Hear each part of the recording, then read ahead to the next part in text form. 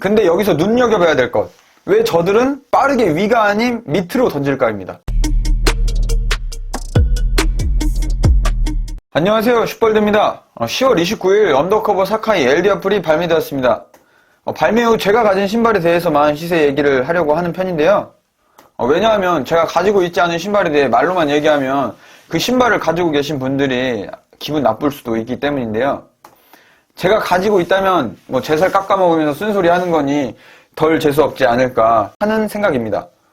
그래서 프리뷰는 발매 전이기에 아무도 없으니까 편하게 말할 수 있는 이유이기도 합니다. 하지만 클라 사카이 LD어플 발매 후와는 조금 다른 언더커버 사카이 LD어플의 시세 움직임에 대해 같이 얘기해보고 싶어서 당첨되지는 않았지만 얘기해보려고 합니다.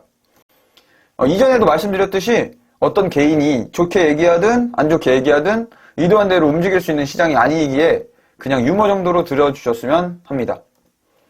오전 11시 응모가 시작됩니다. 서버가 버벅거리면서 터져버렸죠. 11시 30분까지던 게 12시까지로 연장될 만큼 엄청난 열기였습니다. 이걸 보면서 역시 사카이는 사카이구나, 살아있네, 이걸 느꼈습니다. 당첨자 발표가 끝나고 당연히 사카이니까 배송 오기 전까지는 무난하게 강세 흐름이겠지 하고 생각했습니다. 클라 사카이 쿨그레이도 이렇게 배송 오기 전까지는 10월 9일, 10월 10일 이렇게 계속 강세를 유지해줬으니까요. 바로 이 부분이 클카이 그레이와 언더카이의 다른 점인데요. 이 체결가들을 보다시피 30만원 후반대를 터치하는 노랑이와 20만원 후반대를 터치하려는 레드와 블루를 보실 수 있습니다. 던질 사람들이 던지고 아직 나이키 공식 홈페이지에서 배송이 안 온 상태이기 때문에 이렇게 요 지점이거든요. 바로 이렇게 반등은 해줬지만 바로 다시 이렇게 내려가는 이런 모습을 보여주고 있습니다. 근데 여기서 눈여겨봐야 될 것. 왜 저들은 빠르게 위가 아닌 밑으로 던질까입니다. 저 가격대에 불안함을 느끼고 던졌을 거라 보여지고요. 남들보다 빠르게, 남들과는 다르게 말이죠. 우리는 신발의 수량은 알 수 없습니다. 하지만 지금의 사카이 LD어플은 수량과 상관없는 움직임을 보인다고 저는 생각합니다. 클라 사카이 LD어플의 시세 움직임을 우리는 봐버렸거든요.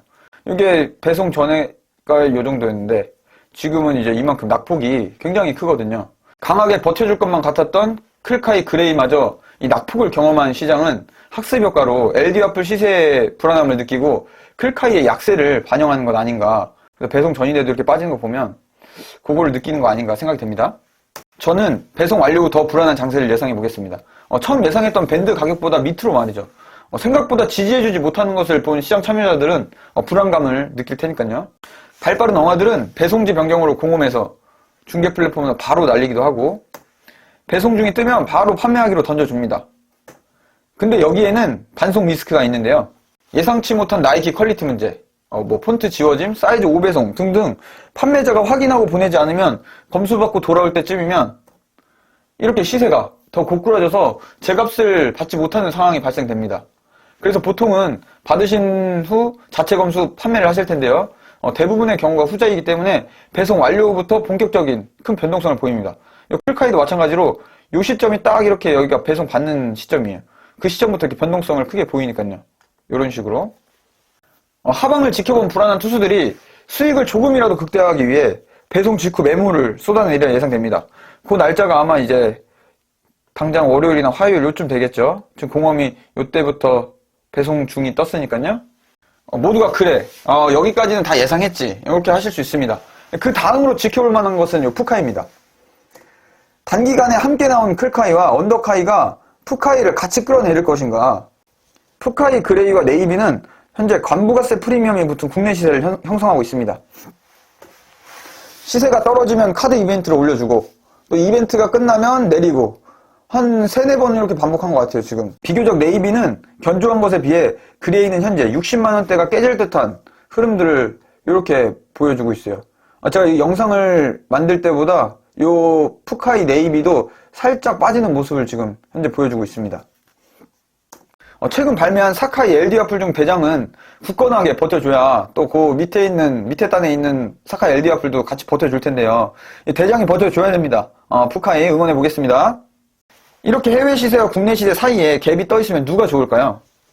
해외에 거주하면서 다른 나라 시세로 구매를 한 다음에 국제 발송으로 국내로 반입을 시키는 경우, 또는 어둠의 경로로 간부가세 제끼고 국내로 반입시켜서 판매하는 경우, 이거 굉장히 위험한 행동이지만 이렇게 굉장히 위험한 행동입니다. 하지만 이 간부가세 프리미엄을 먹고자 실행하고 있는 사람들이 있는 게 현실이고요. 이런 매물들이 국내의 공급 물량을 늘리고 가격을 하락시킵니다. 공급이 많아지면 가격이 떨어지는 건 당연한 거니까요. 예정되어 있던 LD와플의 모든 발매가 끝난 지금 넓어진 선택의 폭에서 해외 시세보다 높은 국내 시세 LD와플들의 시세가 계속 유지될 수 있을지 지켜봐야 될 듯 싶습니다. 구독자분들의 성공적인 판매와 구매를 응원해 보겠습니다. 그리고 오늘의 메인 파타맥스1 노이즈 아쿠아 프리뷰인데요. 파타맥스 발매와 할로윈이 겹쳐서 할로윈에 집중하느라 파타맥스1 프리뷰를 놓쳤는데요. 정작 기다리던 할로윈 덩크는 아쉽게 발매를 안 했습니다. 그래서 이번 파타맥스는 프리뷰를 준비해봤고요. 디테일은 크게 볼 게 없기에 바로 맥스1의 동향을 보시겠습니다. 중간중간 눈에 띄는 몇 가지 맥스1이 보입니다. 클라드 형 여기서 또 마주칩니다. 이렇게 맥스1의 원탑이라고 할 수 있는 코끼리 보이고요. 아트모스 애니멀 팩 2.0 맥스1, 파라 맥스1, 수잔 맥스1 정도가 눈에 띕니다. 코끼리는 원래 인기가 많았고 수잔은 발매 후 시작가가 지금과 비슷했습니다. 이런 흐름을 보이고 있고요. 반면 파라맥스와 애니멀 팩 2.0 맥스1은 시작 당시 큰 흐름을 보여주지 않았습니다. 그때 당시에도 한 2치킨 정도 붙었나? 아트목스 요 맥스 같은 경우에는 그렇게 강하지 않았었어요. 근데 지금 현재 보면은 날아갔습니다. 이런 강력한 그래프를 보여주고 있고 파라맥스도 마찬가지로 강력합니다. 파타맥스 1도 이후에 어떻게 재해석이 돼서 강세가 될지는 모르겠지만 현재 파타맥스 1 모나크는 아슬아슬한 모습을 이렇게 보여주고 있어요. 따라서 이번에 발매할 파타맥스 1도 임팩트 없는 전작 파타맥스 1 모나크의 시장을 반영해서 전작처럼 국내에서는 약세의 흐름을 보이지 않을까 예상이 됩니다. 리셀가보다는 리테일가 방어를 응원해주고 싶습니다. 화이팅이고요.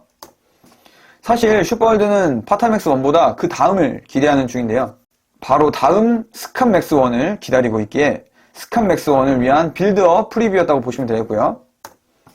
앞선 강한 시세를 형성하고 있는 맥스 1들에 비교해 스칸맥스 1은 어떻게 될지를 한번 지켜봐야 될 것 같습니다. 비교적 인기가 없는 맥스 270을 살려낸 스캇을 보면서 스칸맥스 1도 굉장히 기대가 됩니다.